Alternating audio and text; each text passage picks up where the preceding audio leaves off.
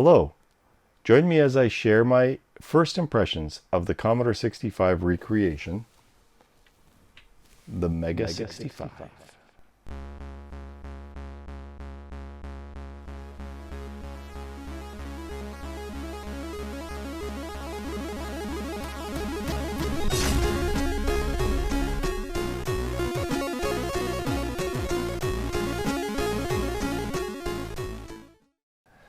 Welcome back to 8-Bit Resurgence.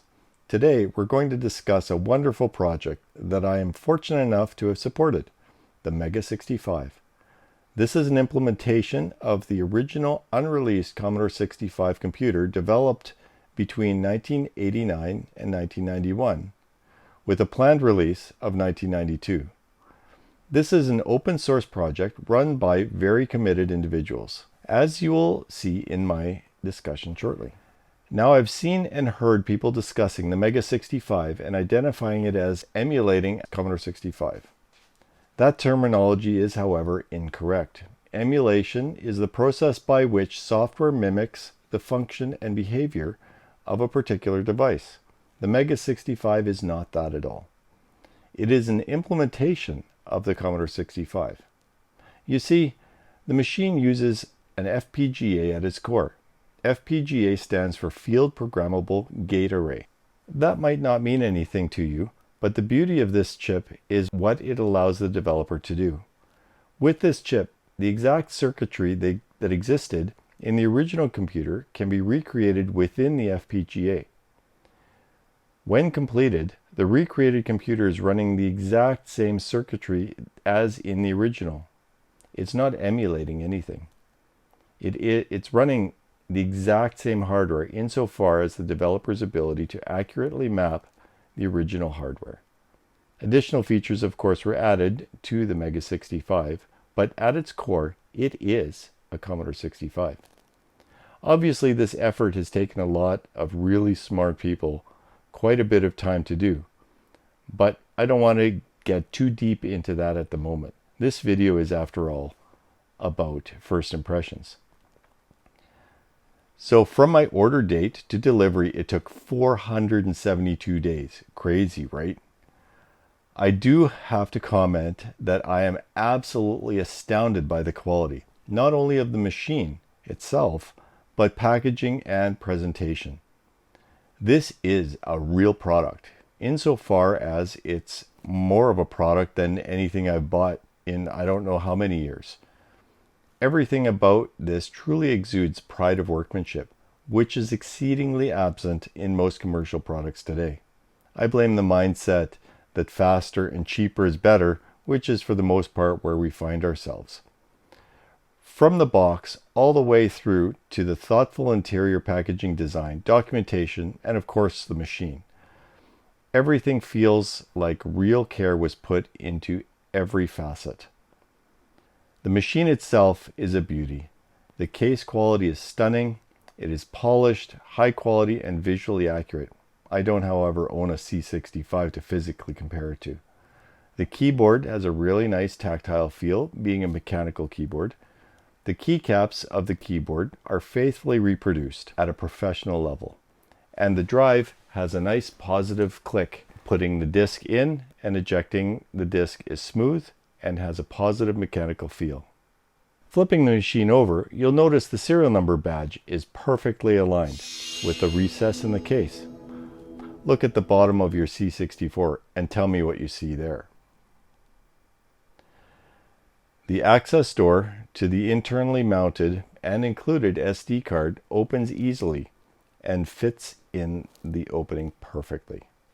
Reading the foreword in the included manual, which is in itself a wonderful achievement, the goal of the Mega65 team was to reawaken the same level of excitement that existed for us opening the box of our very first personal computer, be it a Commodore VIC-20, C64, or other brand of the era.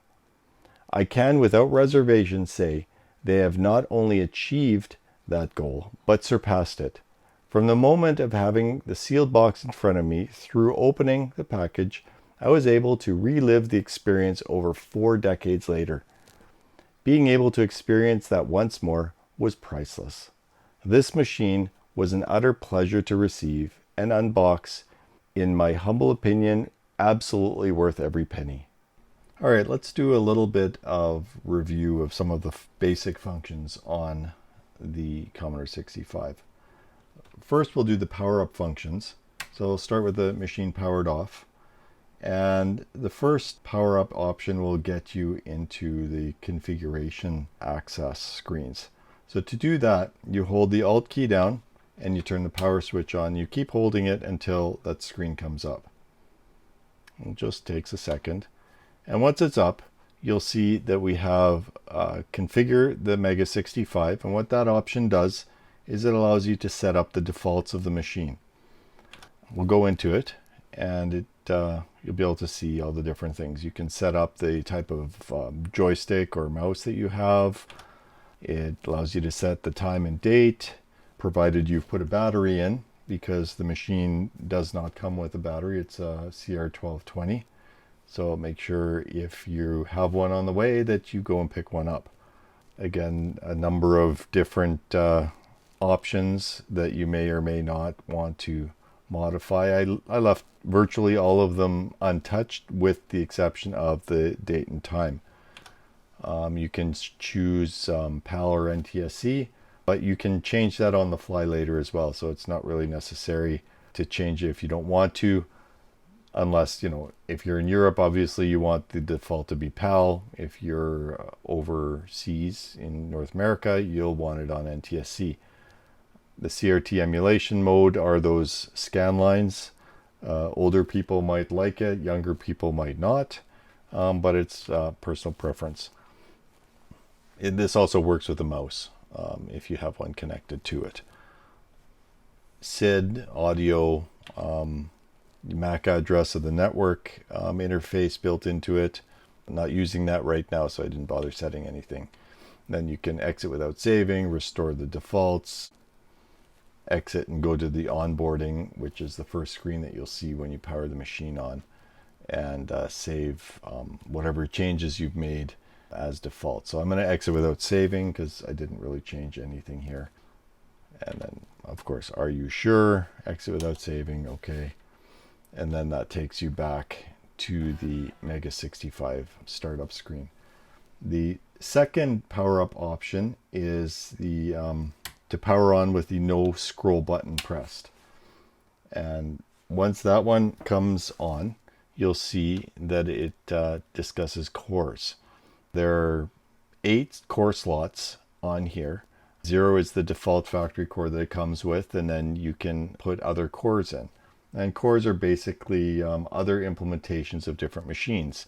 So for fun, I uploaded the current release in slot 1 of the Mega65 core, which happens to be the same as the 0. But I did it just to try it out. And then I also uploaded the current 64 core into slot 2. I've also tried the other 2 cores that are available, which are the Game Boy Color and the Sinclair. Game Boy Color functioned fine. I was able to play some games with that. And the Sinclair, it does complain when you try to install it that it's not recognized as a confirmed core. I forget the terminology they used, but other people had been using it, so I uploaded it successfully and it launched, but I know nothing about the Sinclair. So I tried it and I deleted it afterwards because I'm never going to use either of those. But this is the screen that you can go to install different cores. In the future, somebody might create new cores or convert the ones from the Mister project to work in here. Who knows what people can do with this, given that different implementations can be installed on an FPGA. Really, the sky's the limit. I'm expecting eventually we'll see an Amiga one on here. But for the time being, I've just left mine as the Mega65 as it came from the factory.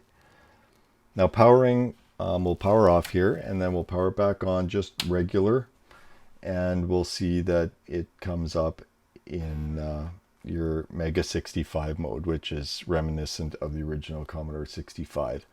Basic 10, 80 columns, and everything that goes along with the Commodore 65. All of the different new commands, A lot to discover there.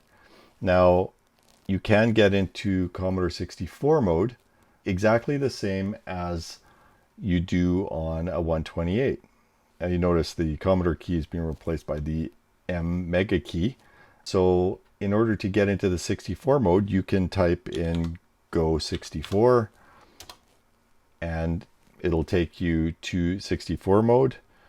Or you can hold down the Mega key and power on the machine, and so long as you hold the Mega key down until the 64 boots up, then you'll be in 64 mode. So let's do that. We'll turn it off, hold the Mega key down, and keep holding it until the 64 comes up. And there it is. Now I have a second monitor. You've probably seen this on the edge of the one video. That is the older square orientation of the monitor. And I prefer looking at the 64 in that aspect ratio. So I have a second monitor for 64 mode and a two-way switcher on the HDMI to send the signal over to the other smaller monitor. I prefer that aspect ratio myself, so that's why I have the second monitor. So let's switch back. Now that you've seen the 64 in its correct aspect ratio, you can do all of the things that you normally do with a Commodore 64. Behaves just like it. Compatibility is probably close. I haven't read exactly how close it is, but I have tried some games on it and it works fine. Everything is all right. You can load a directory just like you did on the original. You can list it. You can slow down by holding the control key. Load programs. There's an image, of course, attached to drive 8 by default. And you can load programs. It's a 64 basically.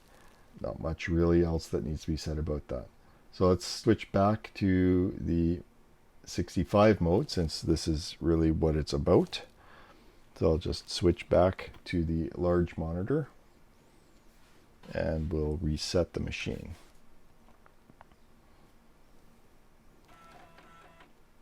Now we're back in the Mega65 screen. You can see at the ready prompt. There's another really nice feature built into the Mega65, and that's the freezer menu. And you activate that by briefly touching the restore key, and that takes you into the freezer menu. Now there's all sorts of really great features in here. As you can see, there's the F3 to resume. That obviously takes you back to where you left off. The F5 is like pressing the reset button. F7 saves your configuration that you've set up on this screen. CPU allows you to choose auto or the 4502.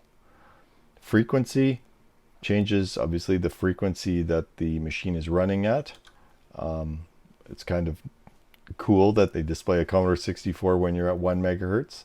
Other options are 2, 3.5, and 40 megahertz. So since this is a C65 right now, we'll leave it at the default 40 megahertz.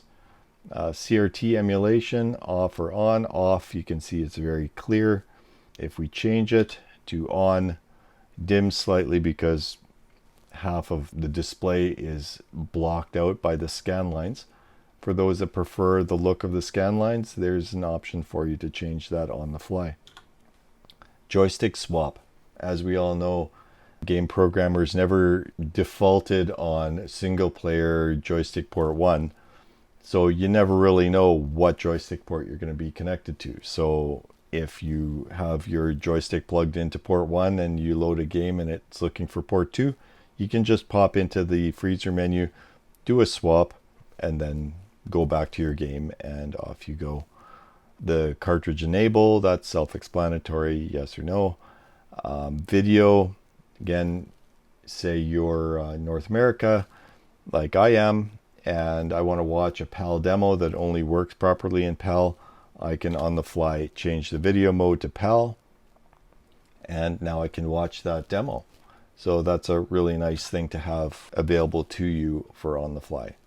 There's other options: monitor for machine language monitor, audio volume, sprite editor. I won't go into those. Those you can access on the Mega65 wiki, but the sprite editor is kind of fun to play with. A really nice feature is in this lower section now, and that's discusses or is applied to what you're doing with drive 8 and drive 9.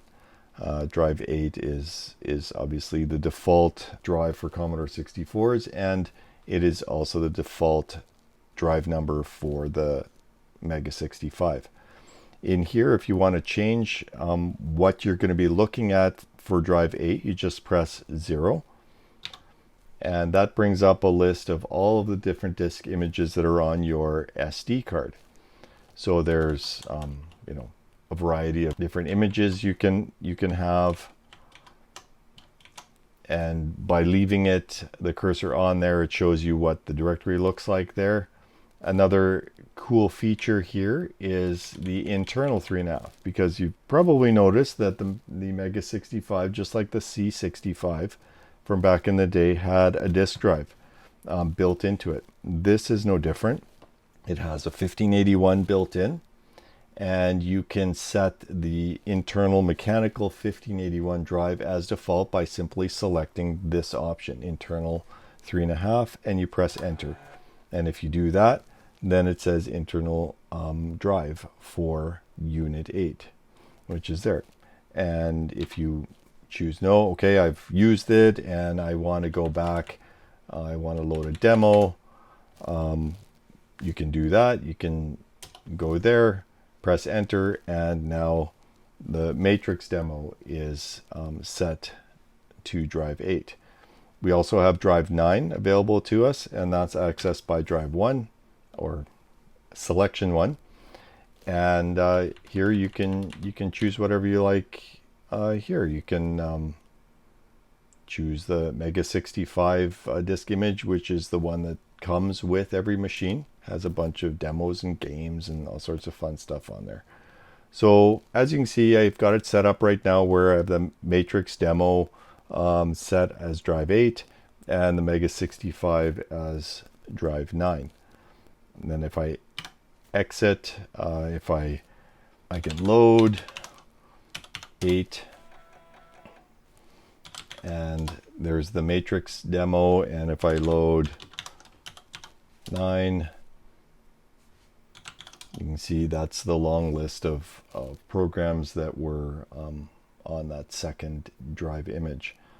There are other basic 10 commands that you can use.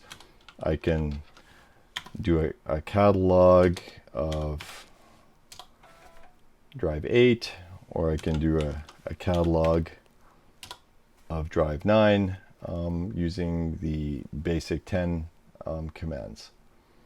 If you want to use your old standby 1541, you can do that as well. You simply plug those into your the IEC port on the back of the machine, and then you can use any of the old Commodore disk drives that are IEC compatible. So you could plug a 1581 in, a 1541, 1571, any of those would work fine. One other thing that I wanted to show you is the Mega65 User's Guide. And it's a beautiful manual that they've come up with. It looks very much like the old Commodore 64 VIC-20 manuals. You can see the blue pages for the chapters, pictures of what you're doing, the keys that you should press, representations of those. It's just a wonderful manual. It's the bound manual. It's got the index, reference card on the back, nice plastic front and back. It's actually nicer than the original manuals. Wonderful job they did with that. So that's pretty much everything that I wanted to cover. There's so much more that could be covered, but this is, after all, just a primer. So I'll just call it quits with the demonstration here. This has been my impression of the Mega65, a Commodore 65 recreation plus more. What a fabulous machine. As a new owner or someone considering purchasing one for yourself, I hope you've enjoyed my highlights and impressions of this terrific machine. I thank you for watching through to the end of the video. If you have not already subscribed to my channel, it would be greatly appreciated. We're well on our way to 1,000 subscribers. Click on the bell icon to be notified of new uploads. Likes and comments are also appreciated. We'll see you next time on 8-Bit Resurgence. Bye for now.